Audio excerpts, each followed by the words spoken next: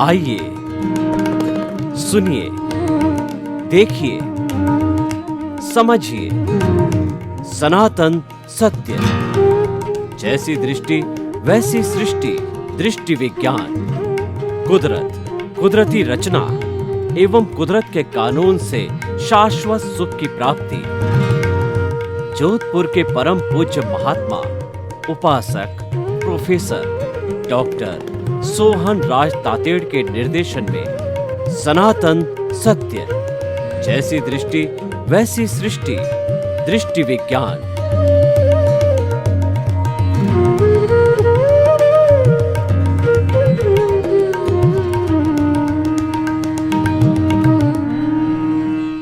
चंदेषु निम्मलयरा आयिचेषु अय्यं पयासैरा सागरवर गंभीरा सिद्धा सिद्धिं मम दिशन्तु, सिद्धा सिद्धिं मम दिशन्तु।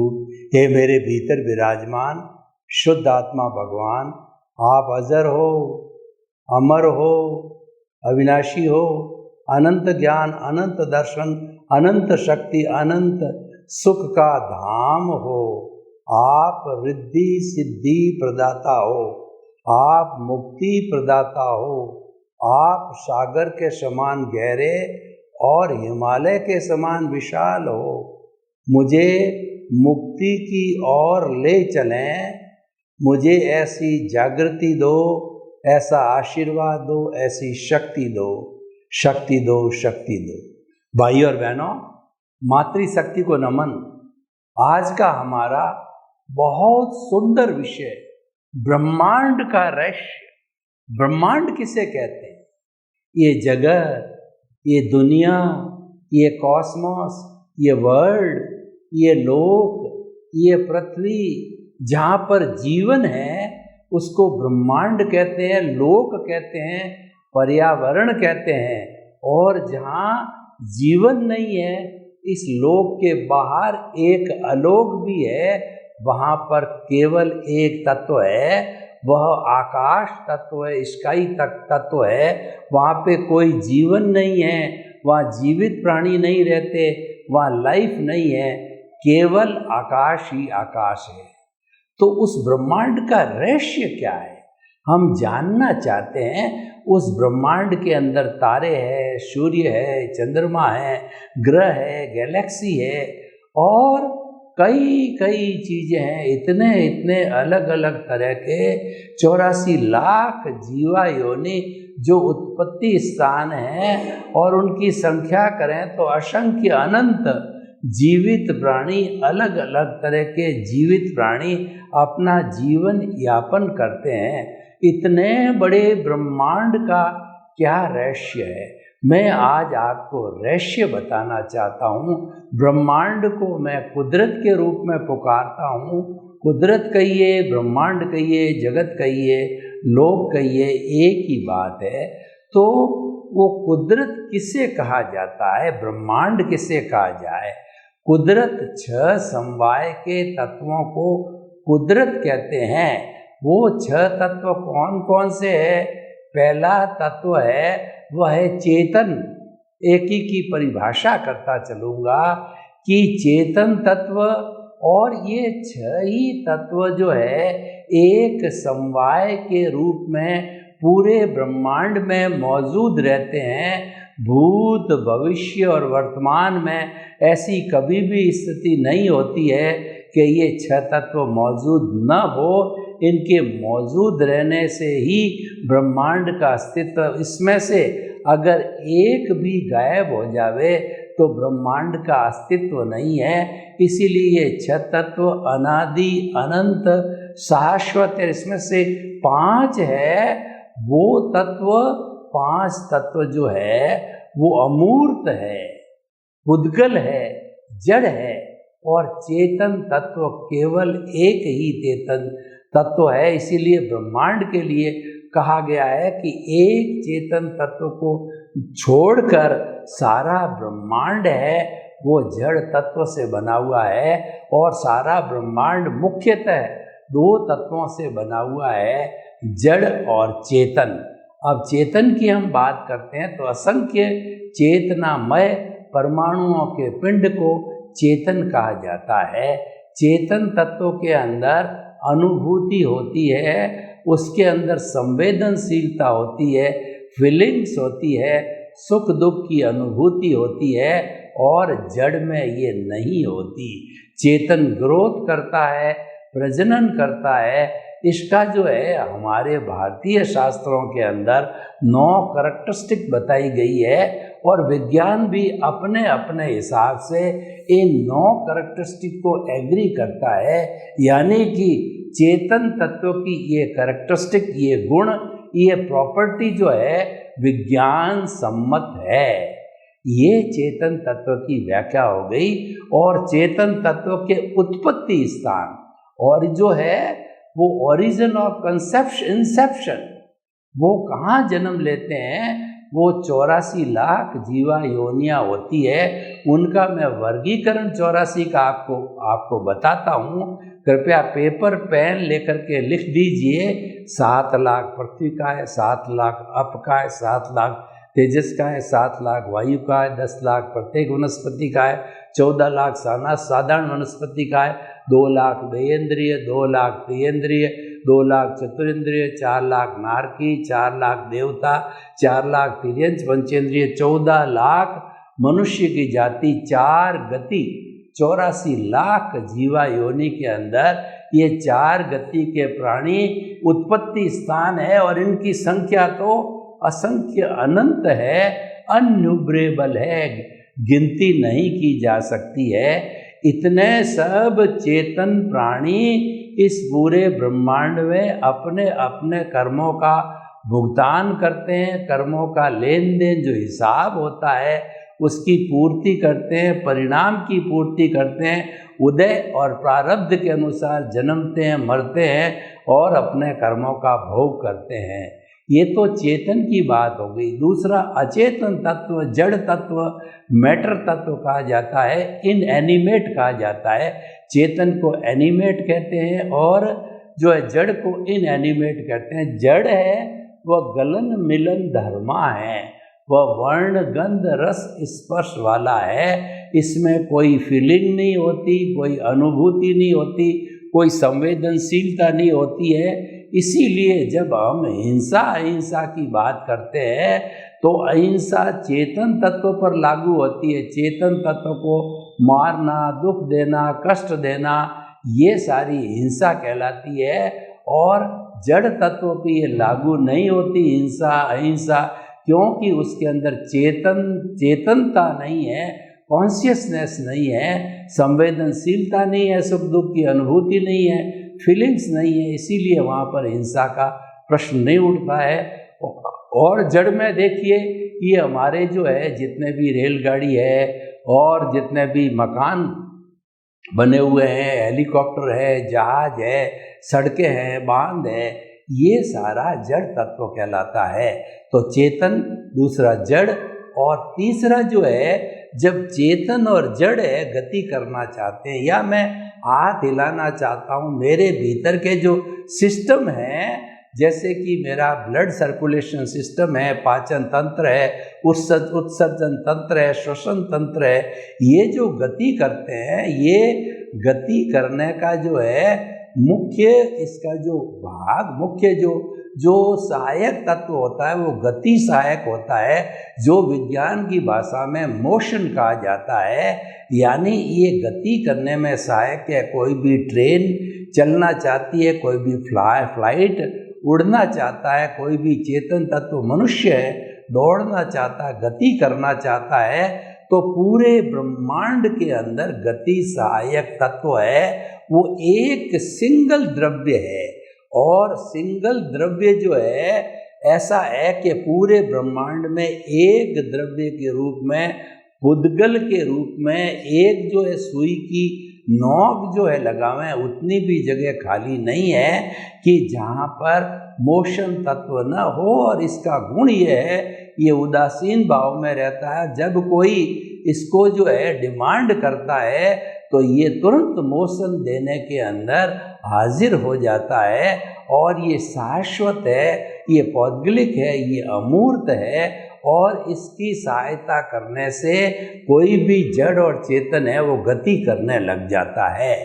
और अब देखिए, कोई भी चेतन या जड़ तत्व गति कर रहा है, ट्रेन चल रही है, व्यक्ति दौड़ रहा है और हमारे भीतर जो तंत्र काम कर रहे हैं उन तंत्रों को रोकना है, तो रोकने के लिए स्थिति सहायक तत्व, गति सहायक के मोशन के विरुद्ध जो है रेस्ट तत्व होता है, वो भी इसी रूप के अंदर पौद्गलिक है, सिंगल द्रव्य है, अमूर्त है और वो शाश्वत है, वो हर जगह पे रहता है, मौजूद रहता है। सूर्य की नोक जितनी भी जगह खाली नहीं इस ब्रह्मांड के अंदर कि जहाँ पर जो ये रेस्ट तत्व न हो, स्थिति सहायक न हो और वह जब कोई उदासीन भाव से डिमांड करता है कि मुझे दौड़ते दौड़ते रुकना है, कोई भी राहगीर है चल रहा है गर्मी में, सामने उसने पेड़ देखा और उसने चिंतन किया कि मुझे रेस्ट करनी, थक गया,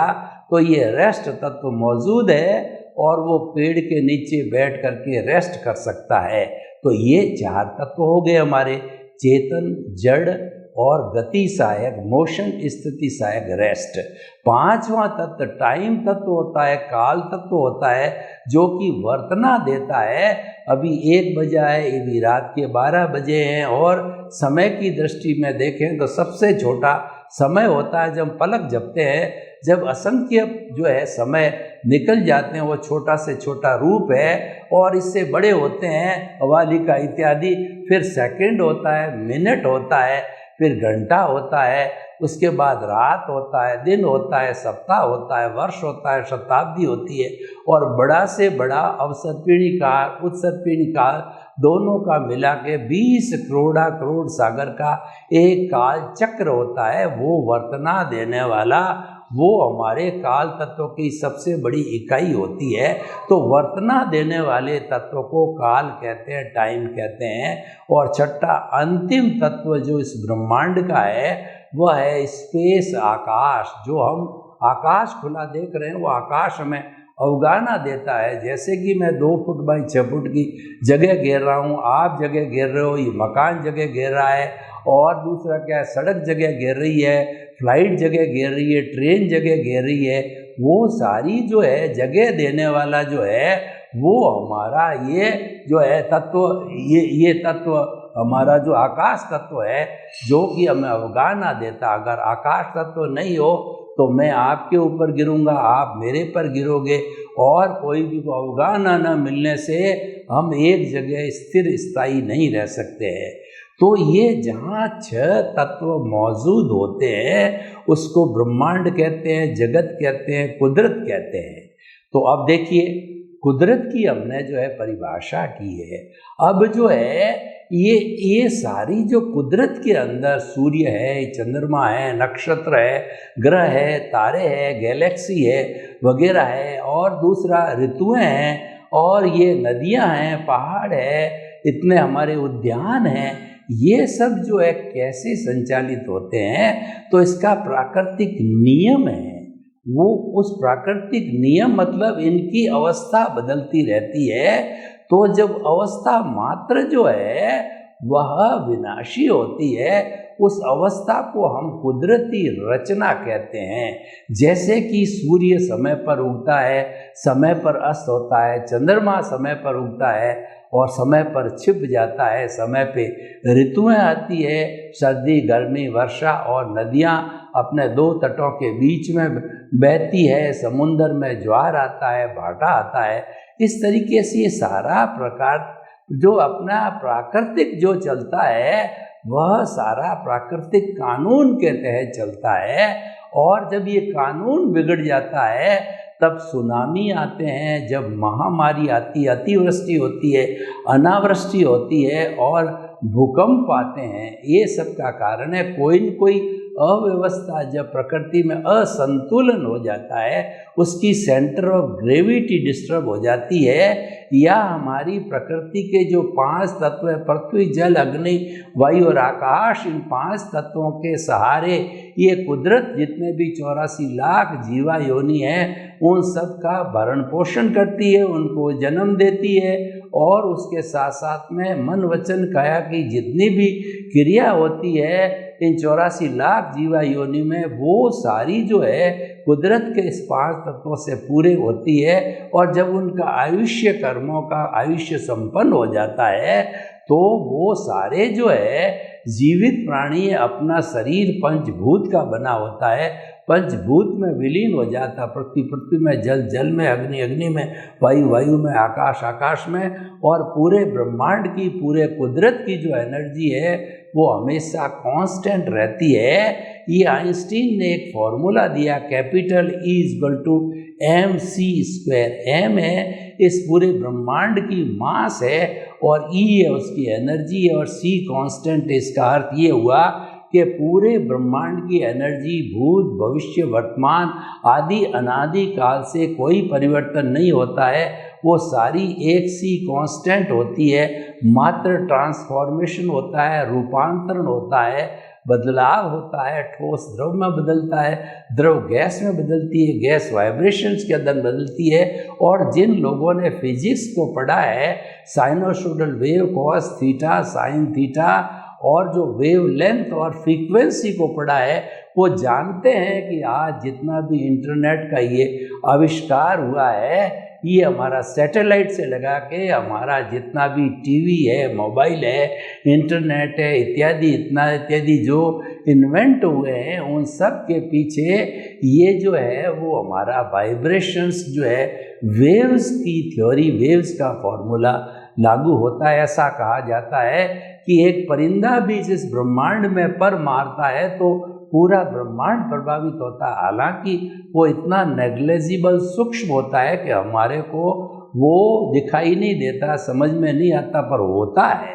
और भगवान महावीर ने 2600 साल पहले जो कोई भी प्रवचन किया था, हमको उद्बोधन दिया था, वो उस ब्रह्मांड में इकट्ठा हुआ है और उसको आज वैज्ञानिक लोग पकड़ रहे हैं और काफ़ी हद तक जो भगवान की वाणी को पकड़ लिया गया है। एक समय आएगा कि वो भगवान महावीर की ओरिजिनल वाणी हमको जो इन्हीं मोबाइल और इन्हीं टीवी के माध्यम से हमको सुनाई देगी। तो हम आपको ये बताना चाहते हैं कि ये सारा ब्रह्मांड, ये अवस्था बदलती है, इसको हम कुदरती रचना कहते हैं। कुदरत 6 जो है वो हमारे द्रव्यों के समवाय को कुदरत कहते हैं और ये उनकी अवस्था बदलती है, उसको कुदरती रचना कहते हैं। और कुदरत का कानून, प्राकृतिक बात हमने बताया, और व्यक्तिगत जीवित प्राणी में जो कानून लागू होता है वो उसके कर्मों के अनुरूप उसको फल मिलता है। यानी as you will sow so will you reap, जैसी करनी वैसी भरनी। जो अच्छा करोगे तो अच्छा पाओगे। मनुष्य वही पाता है जो किसी को देता है। पिछले जन्म में जो दिया हुआ होता है, अच्छा या बुरा दिया हुआ होता है, वही इस जन्म के अंदर पुनः प्राप्त होता है। This is the law of the nature, ये कुदरत का कानून कहा जाता है। हम समस्त प्राणी कुदरत के कानून से जो है वो हम उधर से कंट्रोल होते हैं। हमारा सबका संचालन कुदरत के हाथ में होता है। इसीलिए कहा गया कि कुदरत व्यवस्थित शक्ति है। व्यवस्थित शक्ति को हम कहते हैं साइंटिफिक सर्कमस्टेंशियल एविडेंसेज है। और ऐसा कहा जाता है कि संसार में न तो कोई करता है और न कोई प्राणी करता हो सकता है। करता तो व्यवस्थित शक्ति है, करता तो कुदरत है, और कुदरत की कानून के तहत जो है ये सारा संचालन होता है। और हुआ सो न्याय, कुदरत ऐसा परफेक्ट न्याय करती है कि जैसा जैसा उपादान है आपका, जैसा जैसा आपने पिछले जन्म के अंदर किसी के साथ बर्ताव किया, ठीक उसके जैसा ही आपको वापस जो इस जन्म के अंदर भुगतान, प्रारब्ध, उदय और हिसाब के और परिणाम के रूप के अंदर मिलता है। तो हम आपको ये कहना चाहते हैं कि ये सारा वो ब्रह्मांड का रहस्य है।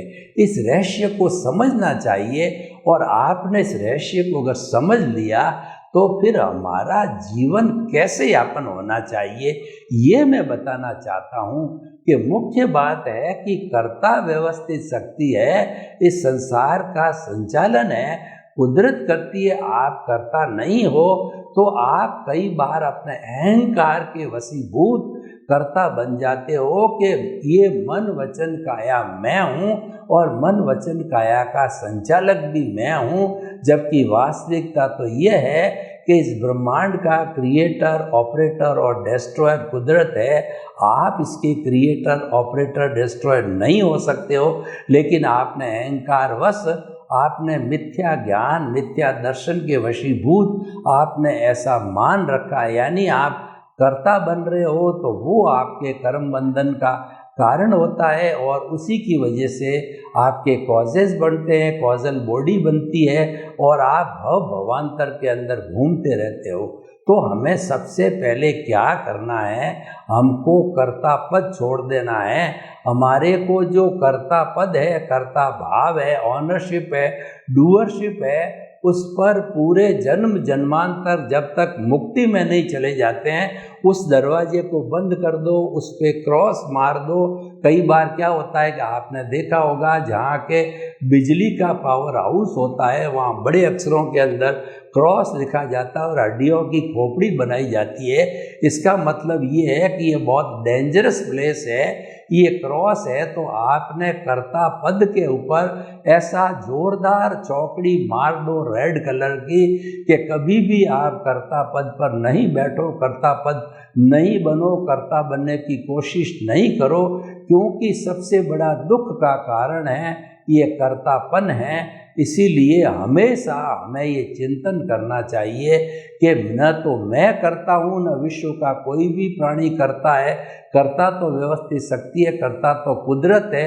अपने आप को निमित्त मानना चाहिए। जब हम निमित्त मानते हैं तो कोई हमारे से गलती होती है, वो हमारी कोई जिम्मेवारी नहीं होती, यानी कर्म का बंधन होता ही नहीं है, क्योंकि वो सारी जिम्मेवारी कुदरत के अधीन चली गई है, वही देख रेख करती है। हम तो एक इंस्ट्रूमेंटल हो जाते हैं, हम तो मात्र जो एक मैकेनिकल मोड के भुगतान के रूप में रहते हैं। मन वचन काया तथा उससे जुड़ी हुई हर अवस्था मात्र कुदरती रचना है और वह व्यवस्थित है। हमको पूरे जन्म, पूरे जीवन भर, जन्म से मृत्यु तक हर क्षण ये चिंतन करना चाहिए कि जो कुछ भी मेरे साथ चल, जरा मेरा जन्म हुआ है, मुझे माता पिता मिले हैं, मैं बड़ा हो गया तो मुझे मेरे टीचर मिले हैं, उसके बाद बड़े हुए तो मेरी शादी हुई पत्नी मिली है, मेरे बच्चे हुए हैं, और उसके बाद बड़ा उद्योग धंधा, मेरे को पद प्रतिष्ठा मिली है, और उसके बाद में अंत समय में मृत्यु मिली है। तो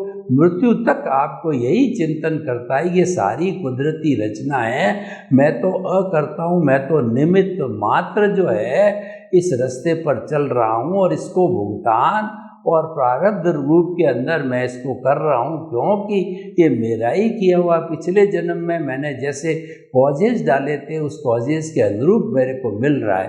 तो भाई और बहनों, ये ब्रह्मांड का रहस्य हमने देखा और ब्रह्मांड के रहस्य के साथ साथ में हमने पूरी व्याख्या की कि हमें क्या करना चाहिए। हमें अपने जीवन का लक्ष्य बनाना चाहिए कि हमें इस कुदरत के कानून के अनुरूप ही जीना हुआ है और हर चीज़ को कुदरती रचना मानना है, और ये मानना है कि कर्ता तो व्यवस्थित शक्ति है, मैं न तो करता हूँ न हो सकता हूँ, मैं तो निमित्त मात्र हूँ। हर चीज़ के अंदर आप अपने आप को निमित्त मात्र समझो। तो हम आपको ये कहना चाहते हैं कि इस ब्रह्मांड के रहस्य को हमें समझना चाहिए। साइंटिफिक रहस्य है, ये हमारे ज्ञान दर्शन से जुड़ा हुआ है। देखिए कि हम जीवित प्राणी हैं और मनुष्य तो इस सृष्टि का सर्वश्रेष्ठ प्राणी है, तो उसे तो अपना लक्ष्य जीवन का अवश्य ही बनाना चाहिए कि ये बहुत ही कठिनाई के बाद में और बहुत बड़ी तपस्या के बाद में मनुष्य जीवन मिला है, तो इस जीवन का मैं भरपूर सदुपयोग करूं। इसका सदुपयोग करने के लिए हम अकर्ता बन करके, हमारी आर्ट ऑफ द विजन, हमारा दृष्टि विज्ञान है, उस विज्ञान के अंदर दो बातें फिट कर दो, सम्यक ज्ञान और सम्यक दर्शन। सम्यक ज्ञान है कि मैं मन वचन काया से मुक्त, ऐसा मैं शुद्ध आत्मा हूँ। और सम्यक दर्शन ये है कि मन वचन काया तथा उससे जुड़ी हुई हर अवस्था मात्र कुदरती रचना है। सुबह से शाम तक, जीवन से मृत्यु तक, 5 ही इंद्रियों से जो कुछ दिखाई देता है उन सब को कुदरती रचना देखना, मानना, जानना, विश्वास करना, श्रद्धा करना, ये सम्यक दर्शन है। इसका ज्यों-ज्यों हम डेवलपमेंट करते जाएंगे तो हमारा ज्ञानावर्णीय और दर्शनावर्णीय है वो धीरे धीरे विलय होता जाएगा। और जो ही हमने अकर्ता पद को स्वीकार कर लिया, अकर्ता पद में विश्वास हासिल कर लिया और उस पर चौकड़ी लगाती, तो धीरे धीरे हमारा जो सब कर्मों का राजा मोहनीय कर्म है वह धीरे धीरे घुलता जाएगा। मोहनीय कर्म का बंध कब होता है कि हम बाहरी वस्तुओं के अंदर सुख खोजते हैं कि भोजन में सुख है, वस्तु में सुख है, धन में सुख है, परिवार में सुख है। ये सारा बाहर हम अस्थायी सुख खोजते हैं, तो वो हमारा मोहनीय कर्म है, वो अकर्ता भाव से धीरे धीरे विलय हो जाता है। जब हमारा सम्यक ज्ञान दर्शन ज्यों-ज्यों मैच्योर होगा तब तक हम केवल दर्शन को प्राप्त होंगे। सर्वे भवन्तु सुखिनः, सर्वे सन्तु निरामया। लोक के सब जीवों को सुख मिले, शांति मिले, आनंद मिले, प्रेम मिले, अकर्ता पद मिले और सब मुक्ति की ओर प्रस्थान करें। आपके प्रति मंगल भावना। ओम शांति।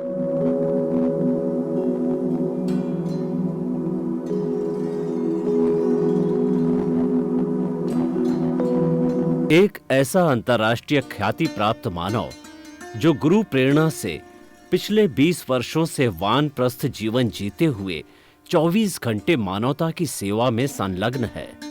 एक ऐसा मानव जो अभी राष्ट्रीय, अंतर्राष्ट्रीय टीवी चैनलों पर 7,500 एपिसोड के माध्यम से सनातन सत्य, आत्मविज्ञान एवं पुनरुत्थान, व्यवहार एवं निश्चय जगत के जीवनोपयोगी विषयों पर हृदय स्पर्शी प्रवचन कर चुका है।